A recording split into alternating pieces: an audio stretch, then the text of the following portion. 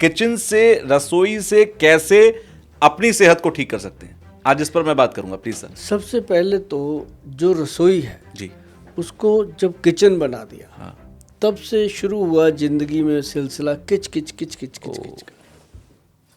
ये बात बड़ी सही कही आपने। तब से लोगों को माइग्रेन, तब से घुटनों में पेन, तब से शुगर की बीमारियां, तब से लीवर का फैटी हो जाना, बवासीर का हो जाना, गुर्दे में पथरी, पित्ते में पथरी। आधा तो भारत पित्ता मुक्त हो रहा है। हाँ। मैं आपको बता दूं, इतनी बीमारियां हो रही हैं, आप सोच नहीं सकते। हुआ क्या, जो खाना बनाने वाली गृहिणी है, हमारी माँ है, हमारी बहन है, हमारी बीवी है, हमारे बच्चे हैं, खाना बनाने वाली को हमने सजा दे दी कैसी कि सजा? वो खड़ी होकर खाना बनाएगी। हाँ।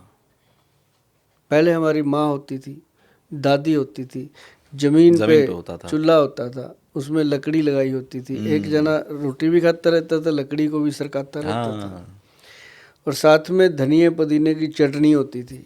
आजकल क्या है, सॉस। और उसकी सर खुशबू ही अलग होती थी। आजकल क्या है, सॉस। सॉसेस का जमाना है। और सॉस में क्या है पता ही नहीं। हाँ। चटनी में पता होता था कि धनिया डाला, पुदीना डाला, अदरक डाला, हरी मिर्च डाली है, और इसकी स्वाद ही निराली है।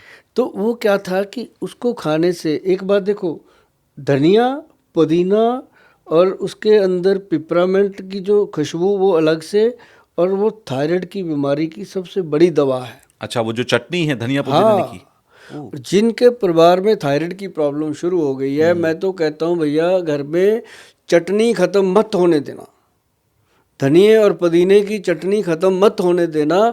इसके दो फायदे हैं, एक तो आपके थायराइड ग्लैंड को ठीक करती है और पाचन क्रिया को ठीक करती है, जीभ के स्वाद को ठीक करती है। अगर सब्जी कभी अच्छी टेस्टी ना भी बनी हो, तब ये उसको सहारा लगा देती है, चटनी से काम चल जाता है। चल जाता है। हाँ। ऐसा है ना जी। बिल्कुल सर। और कई बार रात को आए, बीवी नाराज होकर पड़ी है, रोटी बना के रखी है, सब्जी है नहीं, तो चटनी से खा के आदमी सो जाता है।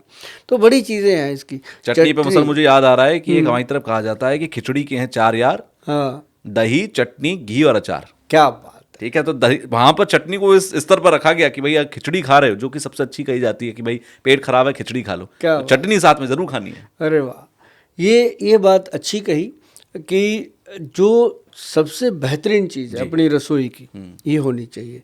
अब रसोई थी नीचे, मैं पूरी करता हूँ बात। जी बिल्कुल। बर्तन हुआ करते थे या तो मिट्टी के, या पीतल के, या कांसे के। बिल्कुल।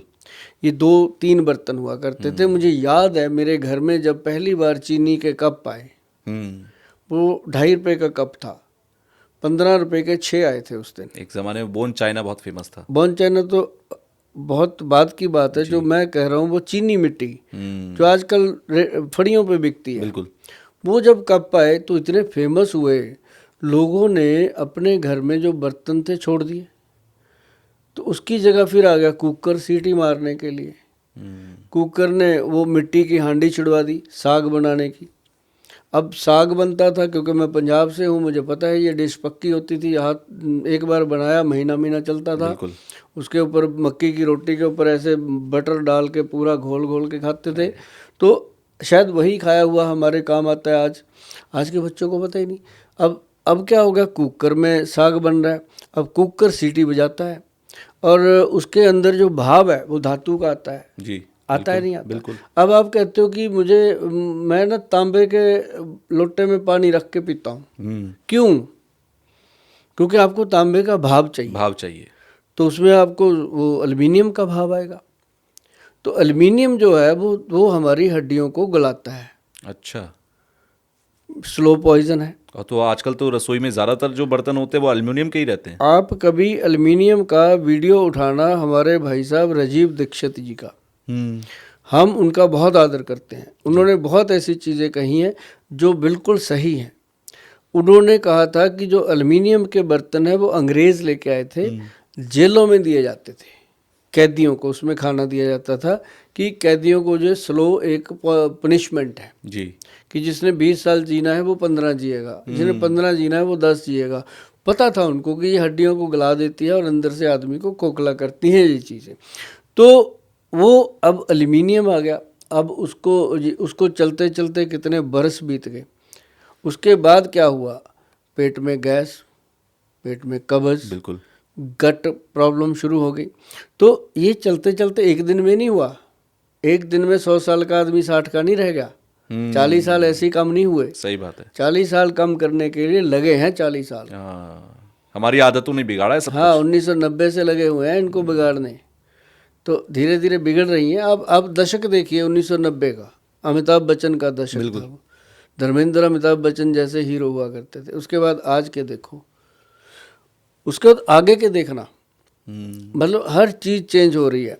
और बात क्या है कि जब से हमने अपनी रसोई को किचन बनाया, अपने घर की गृहिणी को सजा दे दी खड़े होके खाना बनाने की, उसको किचन जो बना के दी वो स्टैंडिंग बना के दी जी, उसके अंदर मॉड्यूलर कर दिया, ये बाहर निकालो ऐसे, ताकि उसको मेहनत भी ना करनी पड़े, कुंडा कब्जा उसका हिले ही ना। अब उसको शोल्डर में फ्रोजन हो जाता है, कभी बैक में दर्द हो जाता है, कभी बेचारी के घुटने में दर्द हो जाता है। ऐसे ऐसे करना है ना। अब रोटी ऐसे तो बने नहीं कि फूक मारे, ऐसे ऐसे करना खड़े खड़े। तो वो कितनी बार करना है, एक रोटी को कितनी बार करना, और अगर 40 रोटियां बनाई तो कितनी बार किया। सही बात है। तो ये हुआ ना। अब ये जो चीज़ है, जब वो बैठ के करते हैं ऐसे करके, तो वो होती है एक्सरसाइज।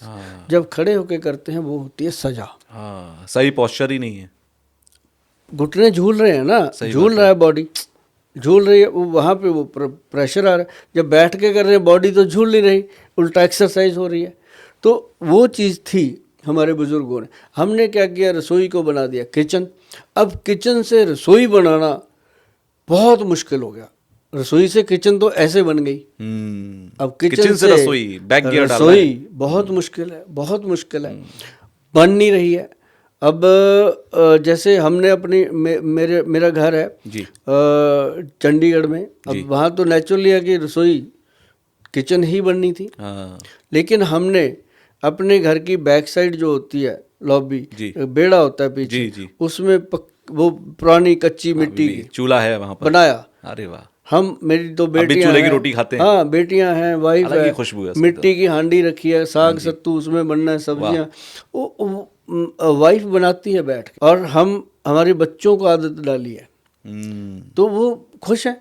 अब उड़द की दाल बनती है भाई साहब, ऐसे बनती है जैसे मिठाई होती है। उसको 4 घंटे लगते हैं बनने को। ये कुकर की थोड़ी है कि 4 मिनट में बन गई। सही बात है। तो वो चीज़ खाने से एनर्जी भी आती है, ताकत। अब हम क्यों कहते हैं लोगों को कि माँ की दाल, राजमा, आलू, चावल, अरबी, भिंडी, सफ़ेद चने बंद कर दो, नहीं खाने, क्योंकि बनाने तो आते नहीं। सही तरीका ही नहीं है बनाने का। जब बनाने नहीं आते तो खाने क्यों। सही तरीका होगा तो खा लो, कुछ नहीं कहती वो चीज़ें। हमने पहले उनको इतना कच्चा कर दिया कि हमारे लीवर को बहुत ज़बरदस्त काम करना पड़ रहा है उसको हजम करने के लिए।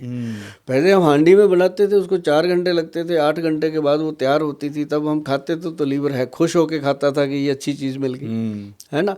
तो अब लीवर को कहते तू एक्सरसाइज कर, मैंने तो कच्चा डाल दिया माल इसके अंदर। और अब लोग ये सोचते हैं कि अरे मैं तो दाल खाता हूँ, मैं तो सब्जी खा रहा हूँ, मैं तो ये राजमा खा रहा हूँ, और ये मेरे शरीर को जाके लगना चाहिए, और शरीर को लग नहीं रहा। कहते हैं आगे कि गुल साहब हम तो बाहर का खाते नहीं। अरे भाई, इससे अच्छा तो बाहर का ही खा लो। जमाना तो देखो कैसे फास्ट बदला। पहले हम खाते थे घर पे, बाहर जाते थे हगने के लिए। अब क्या करते हैं, बाहर खाते हैं, घर पे आके हग देते हैं। तो सेहत कहाँ से मिलेगी, है ना। तो वो क्या होता था, हमने खाना खाया घर पे, आराम से सैर करते करते टहलते गए, एक तो वॉक हो गया, एक पेट साफ हो गया। इस बहाने इंसान चल रहा है। अब तो इंसान चलता ही नहीं है। अब इंसान चले कहाँ। घर भी छोटे हो गए, घर में ही नहीं चल पा रहा भाई साहब। अब तो ऐसे ऐसे सोर्स आ गए हैं, आपको आलू चाहिए फोन करो, घर पे आ जाता, घर पे आ जाता है। आदमी अब नीचे दुकान पे नहीं उतर रहा। हाँ, नहीं जाता, उसको भी फोन करता है और उल्टा गालियां देता है, तेरे 10 मिनट लग गए तेरे को, आया तू 10 मिनट में क्यों नहीं आया। हाँ, तो मतलब ये चीजें हैं कि आज के दौर में देखो, आपसे मैं बातें कर रहा हूँ बड़ा कूल इसलिए कर रहा हूँ कि मैंने पहले खुद किया है, तब मैं लोगों को लेक्चर दे रहा हूँ। गोयल साहब बुरा ना माने तो आपकी उम्र क्या है। मेरी उम्र पे सवाल सभी करते हैं, लेकिन मैं हमेशा यही कहता हूँ कि अब तो मतलब 60-70% इंडिया मेरे से छोटा हो गया है। अच्छा। हाँ। मैं एक अमूमन मान लूँ कि 60 से 70 के बीच में ही हैं आप। हाँ, अभी मान लो कि मेरा जो डेट ऑफ बर्थ है वो 65 का है। हाँ, तो 65 के हिसाब से तो आप हो गए लगभग 60 से ऊपर हो गए, हो गया है तो ना। अब वो मुझे भी अभी पता चला, मैं ट्रेन में आया तो टिकट था ना शताब्दी का जी, उस पे सुभाष चंद्र गोयल एज 61 लिखा हुआ। मैं कहा अच्छा हो गए सीनियर सिटीजन हो गए। तो यानी कि आपको अपने शरीर से कभी महसूस नहीं हुआ कि मेरी उम्र बढ़ रही है? Never, हाँ, तो never. 30-35 साल की उम्र में इंसान कहता है अरे अब तो बुढ़ापे की तरफ है। मैं अगर आपको ये क्लिप पसंद आई है तो आप इसका पूरा पॉडकास्ट जरूर देखिएगा। उसका लिंक आपको डिस्क्रिप्शन बॉक्स में मिल जाएगा और वहां जाकर आप इस लिंक पर क्लिक करके फुल पॉडकास्ट को देखिए, एंजॉय कीजिए। कमेंट बॉक्स में मुझे जरूर बताइएगा कि आपको जो कुछ पॉडकास्ट में बताया गया वो कितना सटीक, कितना बेहतर, कितना नॉलेजेबल लगा, आपकी लाइफ में कितना वैल्यू एडिशन इसका हुआ। तो पूरा पॉडकास्ट देखकर फीडबैक देना बिल्कुल मत भूलिएगा।